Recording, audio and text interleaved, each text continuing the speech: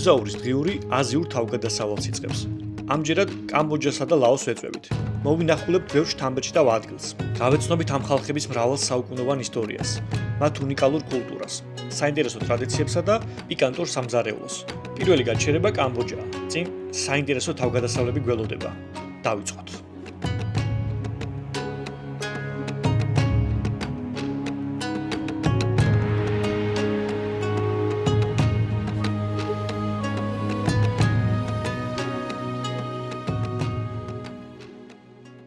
როდესაც კამბოჯაში მოგზაურობას დაგეგმავთ და დრო დადგება ბილეთების ყიდვის, ინტერნეტში არაერთ ვერსიას გადააწყდებით. ფასები დამოკიდებულია, რომელ სეზონზე წახვალთ სამოგზაუროდ, რომელ კომპანიას აარჩევთ და როგორი მარშრუტით. ჩემ შემთხვევაში ავარჩიე ორი გადაჯდომით, კერძოდ თბილისიდან ჯერ დოჰაში გამოფრინდი, დოჰადან ჩამოფრინდი ვიეტნამში, სადაც ახლა ვიმყოფები ჰოჩიმინის აეროპორტში, სადაც გვიმოგზაურია და თქვენ კარგად ცნობთ ამ ქალაქს და უკვე აქედან 3 საათში მექნება შემდეგი ფრენა პნომპენის კამბოჯის დედაქალაქის მიმართულებით. მთლიანი სამოგზაურო დრო 2 საათია, საკმაოდ დამღლელია და დავიღალე კიდეც, მაგრამ დაახლოებით 6 საათში უკვე სასტუმროში შევიქნები, დავისვენებ და განახლებული ენერგიებით დავიწყებ კამბოჯაში მოგზაურობას.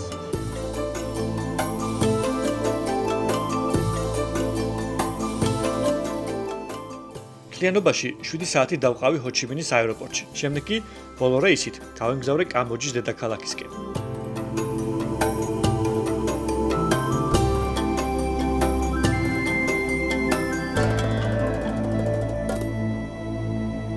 გამოფრინდით, ვშვიდობით, სულ რაღაც 1 საათი გაგრძელდა ფრენა. ელექტრონული ვიზა მქონდა და ძალიან მარტივად გავიარეთ პასპორტ კონტროლი, ალბათ სულ 3 წუთი დავხარჯეთ. ჩამოვიწყე ბარგის ასაღებად, აქაც ალბათ 15-20 წუთი ვიყავით და ახლა უკვე გარეთ გავალთ, სადაც არის ტაქსების გაჩერების ადგილი. გამოვიძახებ და უკვე დაახლოებით 40 წუთში უნდა ვიყო სასტუმროში.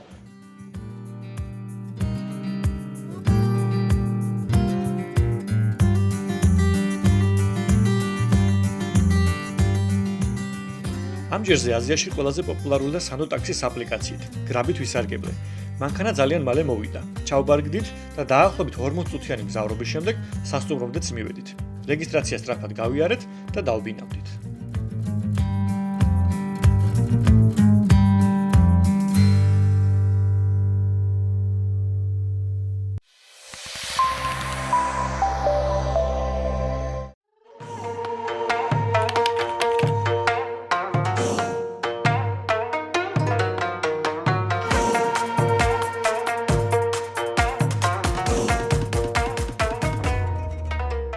უშინდელი მგზავრობის შემდეგ როგორც კი მოვედით სასტუმროში, ისე დაღლილები ვიყავით, მაშინვე დავიძინეთ და დღეს დილით გავიგუზეთ მხოლოდ, ვინაიდან დროის სხვაობამ თავისი ქნა.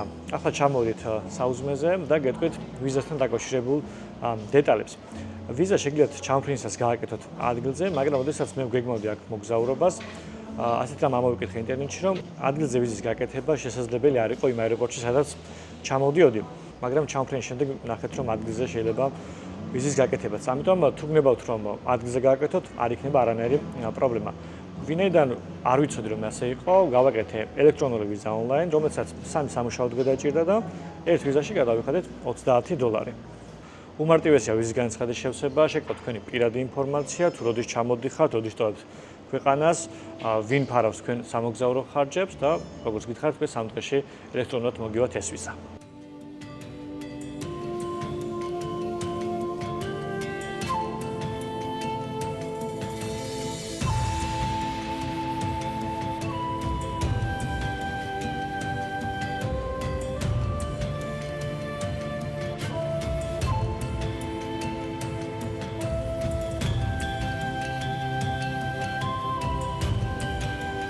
კამბოჯაში სამოგზაუროდ ყველაზე ხელსაყრელი პერიოდი მშრალი სეზონია.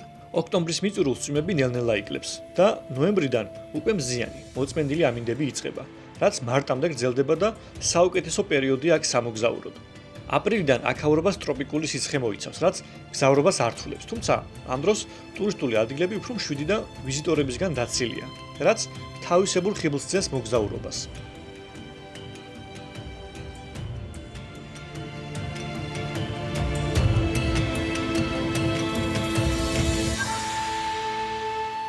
კამბოჯა ოფიციალურად კამბოჯის სამეფო სამხრეთ-აღმოსავლეთ აზიის ერთ-ერთი გამორჩეული ქვეყანაა. რომელიც ცნობილია თავისი მდიდარი ისტორიით, მრავალფეროვანი კულტურითა და ფარწამტაცი პეიზაჟებით. კამბოჯის ისტორია 1000 წლებს მოიცავს, მაგრამ მათ შორის გამოსარჩევია ქმერების პერიოდი. საუბრობ მე-13-15 საუკუნეებზე. ქმერების იმპერია იყო სამხრეთ-აღმოსავლეთ აზიის უძლიერესი ცივილიზაცია, რომელმაც ისეთი შესანიშნავი არქიტექტურული ნიმუშები შემოგვინახა, როგორც არის ანგკორ-ვატი, ბაიონის ტაძარი და ანგკორის კომპლექსი, რომელიც დღეს იუნესკოს მსოფლიო მემკვიდრეობის ნუსხაშია შეყვანილი. მე-19-20 საუკუნეებში კამბოჯა განიცდიდა ფრანგულ კოლონიურ მმართველობას და ის ფრანგული ინდოჩინეთის ნაწილი იყო. კამბოჯამ სრულ დამოუკიდებლობას 1953 წელს მიაღწია.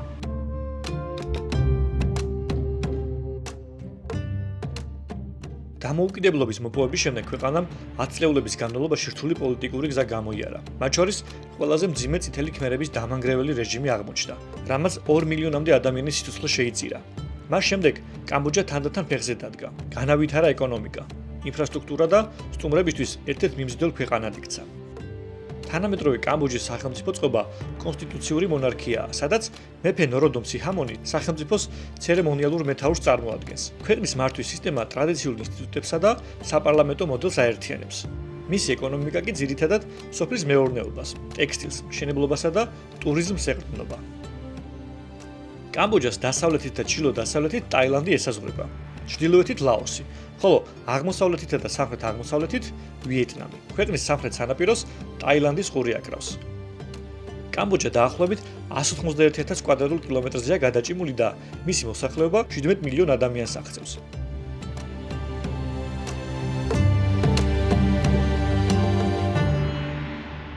კამბოჯის ყველაზე დიდი ქალაქი და დედაქალაქი არის პრომპენი, სადაც ახლა ჩვენი ყოფებით. ის არის ქვეყნის პოლიტიკური, კულტურული და ეკონომიკური ცენტრი.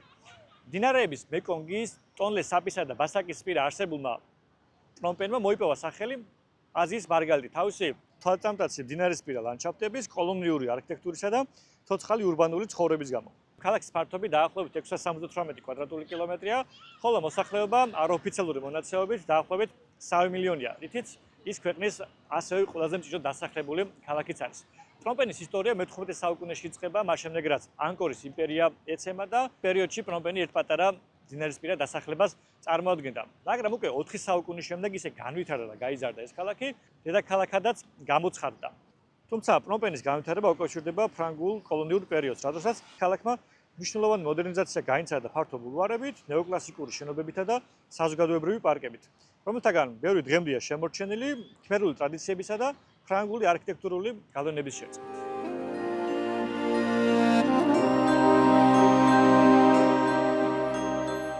ქალაქის გულში კამბოჯის უნიშნულოვანესი კულტურული და ისტორიული საგანძურია თავმოყრილი. მათ შორის განსაკუთრებული საკრალური მნიშვნელობით დამოუკიდებლობის მონუმენტი გამოირჩევა. ქვეყნის თავისუფლებისა და ეროვნული სულისკვეთების სიმბოლო. 1958 წელს აღმართული ეს ნაგებობა იმ მამაცი კამბოჯელების უკდავსაყოფად შეიქმნა, რომლებმაც საკუთარი სიცოცხლე საფრანგეთის კოლონიური მმართველობის დასრულებას და თავისუფლების მოპოვებას შესწირეს. მონუმენტს ლოტუსის ყვავილის ფორმის ტუპა აგვირგვინებს, რომლის ყოველი დეტალი ძველი ქმერული და ანგკორული არქიტექტურის საუკეთესო ნიმუშებით არის შთაგონებული. მონუმენტი ქალაქის ცენტრალურ გზაჯვარედინზე აღმართული და ისეთი მნიშვნელოვანი სახელმწიფოებრივი დღესასწაულებისა თუ საზეიმო რიტუალების ეპიცენტრია, როგორიცაა დამოუკიდებლობის დღე.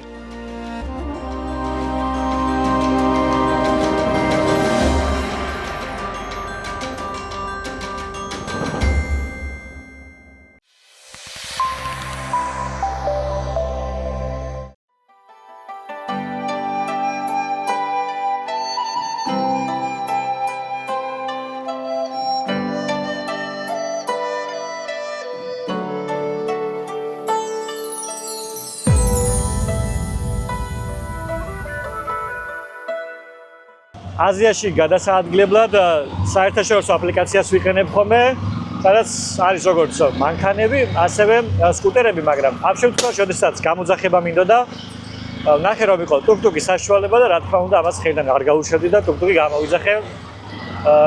გრილად მოძრაობთ კონდიციონერის გარეშე და რა თქმა უნდა, ეს აქაური კულტურის ნაწილია და შესაბამისად ძალიან საინტერესო ასე გადაადგილებლად აქცია შორ მანძილებზე.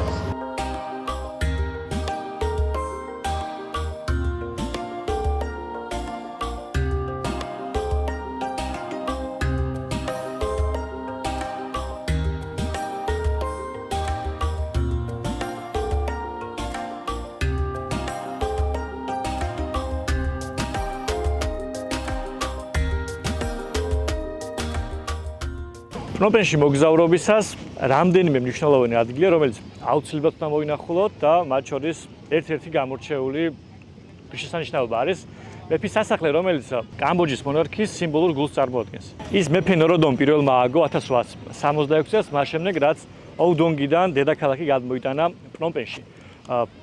ამ სასახლის მონახულება ყოველდღიურად შესაძლებელი დილის 8 საათიდან საღამოს 5 საათამდე.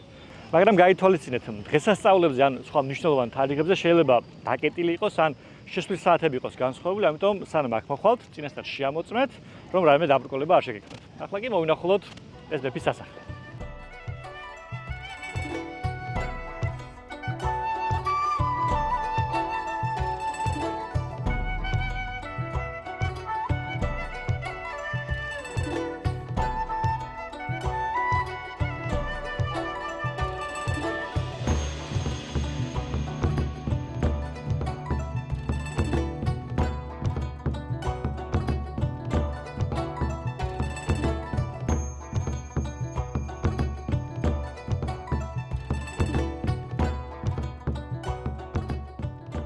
სასახლეში შემოსაცვლელი ბილეთის ყიდვა შეგიძლიათ როგორც ონლაინ, ისე ადგილზე მოსვლისას.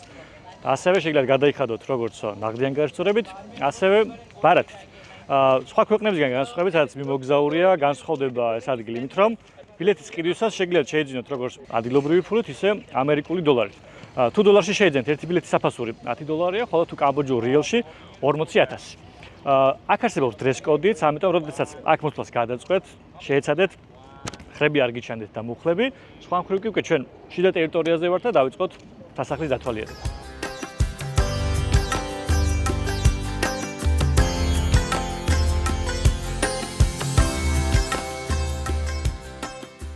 გაითვალისწინეთ, რომ ზოგჯერ მხოლოდ ნაღდი ანგარის სწორებაა შესაძლებელი, ამიტომ აჯობებს თუ ნაღდი ფული ყოველთვის გექნებათ. არა მხოლოდ აქ, არამედ ზოგადად, ქალაქში გადაადგილებისას. სასახლე ქმერული არქიტექტურის დიდებულების ცოცხალი განსახიერებაა. მის ბაღებსა და ლანდშაფტში ერთმანეთს ერწყმის ტრადიციული კამბოჯური დიზაინი და ფრანგული კოლონიური ესთეტიკა, რაც ნაგებობას უნიკალურ ავთენტურობას ანიჭებს.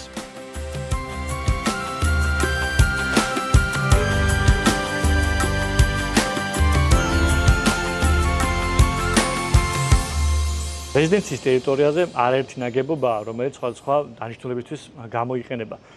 მაგრამ მათ შორის ყველაზე მნიშვნელოვანი არის სამეფო სადახტო დარბაზი, რომელსაც იყენებენ კორონაციისთვის, სამეფო დღესასწაულებისთვის თუ სახელმწიფო ცერემონიებისთვის. სხვა შენობებისგან განსხვავებით, სადაც შესაძლებელია ჩატარდეს კულტურული ღონისძიებები, ეს არის კერძო და მხოლოდ სამეფო დანიშნულებისთვის გამოიყენება. სამწუხაროდ ფილმის შესთვის ან ფოტო-ვიდეოს გადაღების უფლება არ გვაქვს, ადამიანები არიან, ვინც ამას აკონტროლებენ, მაგრამ ასე გარედან შევათვალიერე შევხედე და მინდა გითხრათ, რომ აზიისთვის დამახასიათებელი მდიდრული ფერადი და ოქროსში ჩასმულია თითოეული ნივთი, ეს იქნება ტახტი თუ სხვა სამეფო დანიშნულების ნივთები. საკმაოდ გრძელად გამოიყურება და აქ როდესაც მოგზაურობთ, დარწმუნებული ვარ, თქვენც მოგეწონებათ როგორც მე.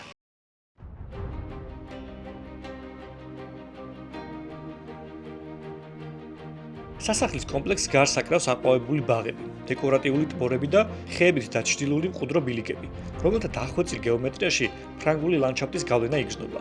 ეს ჰარმონიული გარემო მოოქროვილი შენობების გარშემო სიმშვიდისა და სულიერი წონასწორობის ერთგვარ ოაზისს ქმნის. სტუმრებისთვის კომპლექსის დიდი ნაწილი ღიაა, თუმცა სამეფო ოჯახის პირადი სივრცეები მიუწვდომელია ვიზიტორებისთვის, რაც ამ ადგილს კიდევ უფრო მეტ მისტიკურ ელფერს წენს. კამბოჯის სამეფო სასახლე, როგორც მოქმედი რეზიდენცია და უმნიშვნელოვანესი კულტურული საგანძური, ერის მდიდარი მემკვიდრეობის სიმბოლოა. ისტორიული არქიტექტურის, ცერემონიალური მნიშვნელობისა და თვალწარმტაცის სილამაზის ჰარმონიული შერწყმა მას პრომპენის სტუმრებისთვის აუცილებლად სანახავ ადგილად აქცევს. აქ ყოველი დეტალი სამეფო ტრადიციებსა და წარსულის დიდებულებასთან ზიარების შესაძლებობაა.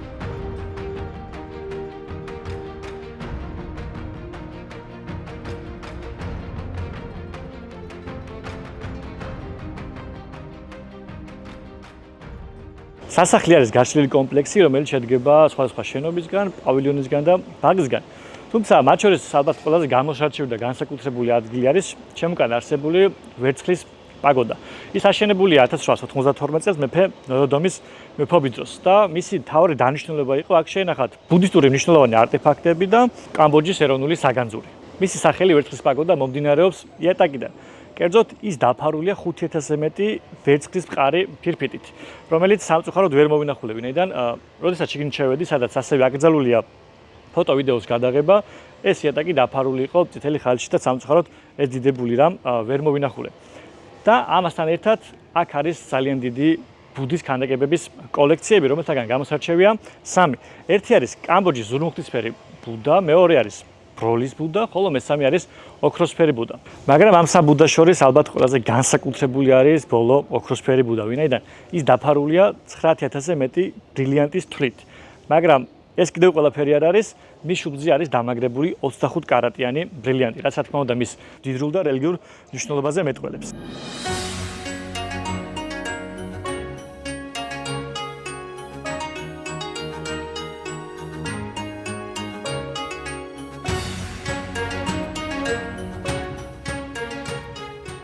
ეზოს კედლებზე გადაშლილია რთული მორთულობითა და ოსტატობით შესრულებული ფრესკები. ეს არის რიმკერი, ინდური რამაიანას კამბოჯური ინტერპრეტაცია. სიუჟეტი მოგვითხრობს პრინცის, მისი მეუღლისა და დემონთან ბრძანებლის დრამატულ ბრძოლაზე. ღმერთებისა და დემონების შეჭიდება, ნათლისა და ბნელის დაუსრულებელ ბრძოლას განასახიერებს. მაიმუნთა არმიის გმირობა კი თხრობას ეპიკურ სიდიადეს წენს. ფრესკების ეს უწყვეტი ნაკადი პაგოდის კედლებს გასდევს და ქმნის ერთგვარ ვიზუალურ ეპოსს, რომელიც მნახველს ჯადოსნურ სამყაროში ეპატიჟება.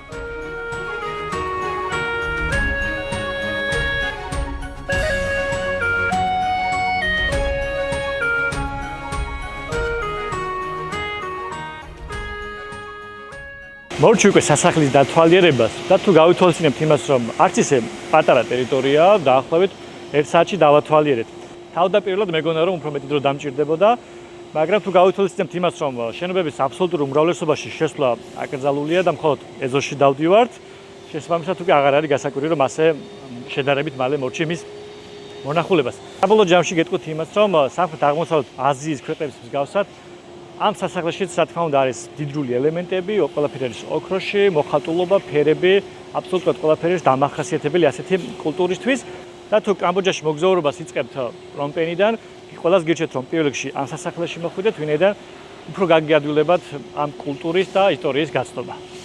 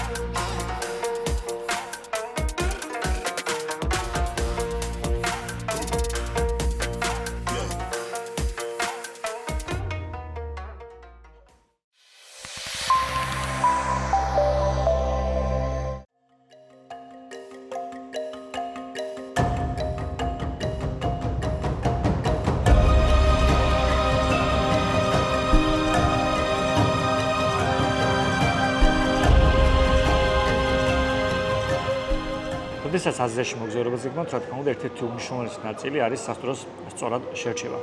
პრომპენში ფასები ძალიან მრავალფეროვანია, რაც დამოკიდებულია როგორც სასტუმროს ხარისხზე, ისე მდებარეობაზე. აქ შეიძლება იპოვოთ ღამის გასათევი 3-4 დოლარიდან, ამ შემთხვევაში გულისხმობ ჰოსტელებს, სადაც ეგრეთ წოდებულ დორმებში შედიხარ სხვა ადამიანებთან ერთად, მაგრამ თუ ავიღებთ სტანდარტულ სასტუმროს, კერძოდ ოთახს 2 ადამიანზე თავისი საუზმით და კარგი მდებარეობით 30-35 დოლარიდან იწყება და 100 ადრესებით დამოკიდებულია სასტუმროს ხარისხსა და მდებარეობაზე. ჩვენ შემთხვევაში შევარჩიე შედარებით ცენტრალური ადგილი მეფის სასახლესთან, ვინაიდან სანახავი ადგილები ყველაფერი ახლოს არის, როგორც ტაქსისთვის, ისე ფეხით გადასაადგილებად. ასევე ცენტრალური ნაწილი კარგია ყოველთვის აზიაში მოგზაურობისას, ვინაიდან როდესაც დილიდან გადიხარ რაღაცების დასათვალიერებლად, შუა დღისთვის საკმაოდ გაუსაძლესი ხდება გადაადგილება, ამიტომ კარგია, როდესაც შესაძლებელია ახლოს მიხვიდე სასტუმროში, დაისვენო, გაგრილდე და უკვე როდესაც შედარებით აგრილდება, იმ დროს გამოხვიდე და გააგრძელო შენი მოგზაურობა.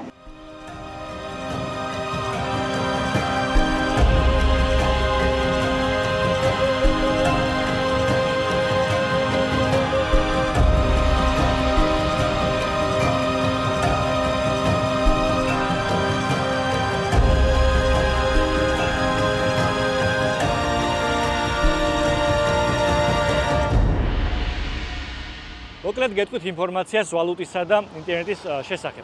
მას შემდეგ რაც კამბოჯამ ფრანგებისგან დამოუკიდებლობა მოიპოვა 1953 წელს, მას შემდეგ კამბოჯის ოფიციალური ვალუტა არის კამბოჯური რიელი.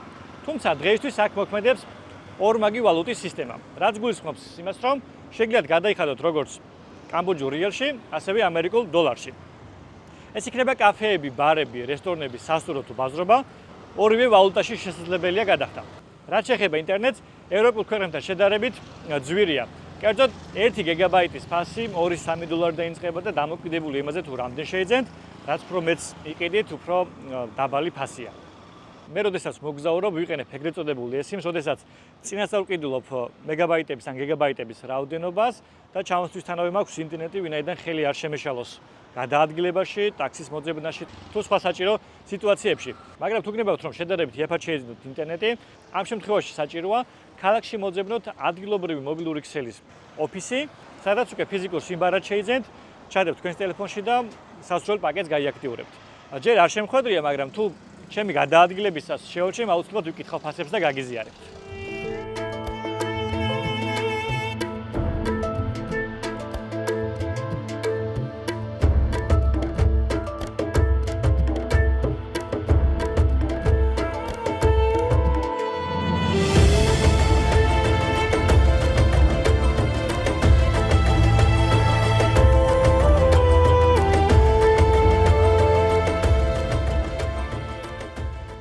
კარგია ისტორიული და კულტურული ადგილების დათვალიერება, მაგრამ აზიაში მოგზაურო და აქაური ბაზრობები არ მოინახულო, წარმოუდგენელია. არც კამბოჯაა გამონაკლისი და რა თქმა უნდა, ახლა ცენტრალურ ბაზრის შესასვლელში ვიმყოფები.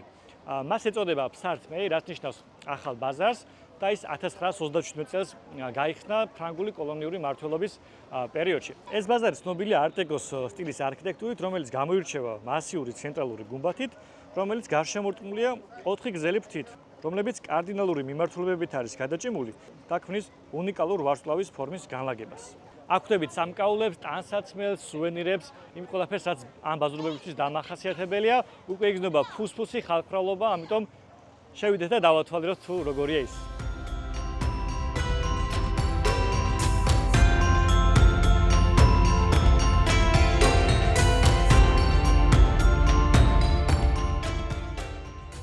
ცენტრალური ბაზარი გაცილებით მეტია, ვიდრე უბრალო საბაჟრო სივრცე. იგი ქალაქის კულტურული და არქიტექტურული სიმბოლოა, სადაც პნომპენის კოლონიური წარსული და თანამედროვე ურბანული რიტმი ერთმანეთს ჰარმონიულად ერწყმის.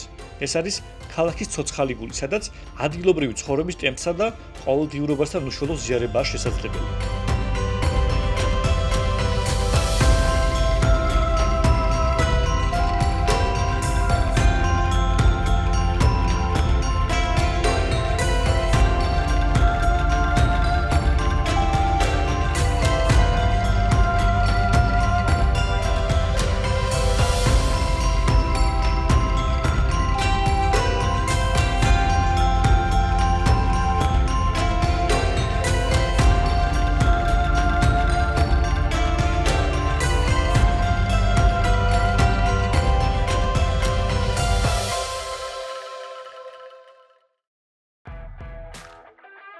დღევანდელი გადაცემა აქ სრულდება.